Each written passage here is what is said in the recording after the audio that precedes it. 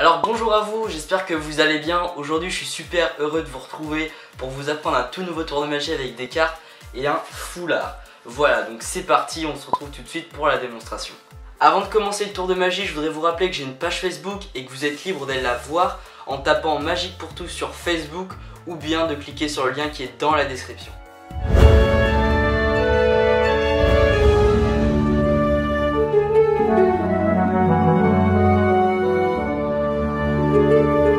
Alors pour le tour, je vais avoir besoin de cartes donc tout à fait normales comme d'habitude et d'un foulard. Donc un foulard qui peut bien sûr être examiné par le spectateur, donc tout à fait totalement vide des deux côtés, il n'y a rien du tout.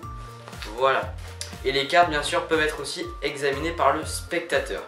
Donc maintenant ce qu'on va faire, c'est que je vais prendre donc le foulard comme ceci et je vais placer les cartes dessous. Voilà. Maintenant je vais demander au spectateur de couper avec sa main, donc de prendre une partie du jeu, de couper le jeu. Donc moi je n'ai pas de spectateur, mais bien sûr c'est le spectateur qui peut le faire. Donc là il n'y a aucune triche là-dessus. Donc le spectateur va couper des cartes. Je prends donc les cartes où il a coupé. Je prends la carte donc, de la coupe qui est juste là. Donc c'est le 10 de pique. Voilà, donc c'est le 10 de pique. Je pose ça là. Et ce qui est marrant, c'est que je savais totalement que le spectateur choisirait le 10 de pique. Parce que si on s'approche de plus près, on a le 10 de pique juste là. Donc en fait, pour les explications, c'est super simple. Donc vous aurez besoin d'un foulard et de cartes tout à fait normales, ok. Alors, le foulard, hein, bien entendu normal. Vous aurez une légère petite préparation à faire au niveau des cartes.